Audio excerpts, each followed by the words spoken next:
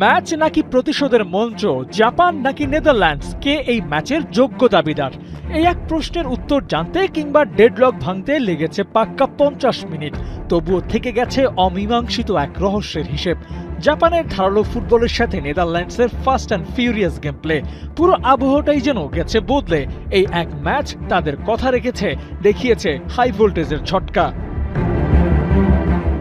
জার্মানির 7 গোলের ম্যাচ দেখে দর্শকদের ঝিমুনি ধরলেও নেদারল্যান্ডস রেডি করে রেখেছিল ফুল প্যাক অফ থ্রিলার। 50 মিনিট দুই দলের লড়াই চলে সমানে সমান, কোনো পক্ষই পায় না গোলের দেখা। তবে ভ্যান ডাইকের হেডার ঠিকই মহল বানিয়ে নিল। নেদারল্যান্ডস লিড নিয়ে এগিয়ে যায়, তবে সামুরাইরা কি হারতে জানে?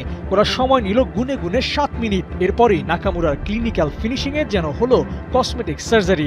সমতায় ফিরে জাপান যেন জবাবটা মাথা উঁচিয়ে দিল।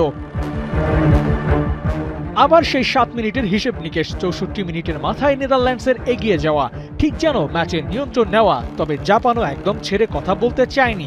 আক্রমণের জবাবে করেছে পাল্টা আক্রমণ। তবে গ্রুপ এফে যে নেদারল্যান্ডসি নেতা, সেটা আরও একবার প্রমাণ করেছে জাপানের আক্রমণ ঠেকিয়ে।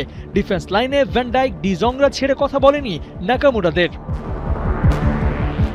বিশ্বকাপ 5 মিসিং, সেই কথাটা স্রেফ উড়িয়ে দিল ওরা। নেদারল্যান্ডসের আত্মবিশ্বাসী খেলার সাথে জাপানের লড়াই করার মানসিকতা গেছে মিশে। 2-1 গোলের লিড নিয়ে নেদারল্যান্ড যখন শেষ মুহূর্তে পৌঁছে গেছে, তখনই জাপানের গোল। কোকিও ওগাওয়ার গোলের সমতায় ফেরে জাপান। ইটের জবাবটা পাটকেল দিয়ে দিয়েছে ওরা। নিশ্চিত জয়ের ম্যাচটাও ড্র নিয়ে মাঠ ছাড়তে হয়েছে ডাচদের। সেই আক্ষেপটা পুড়িয়েছে ওদের।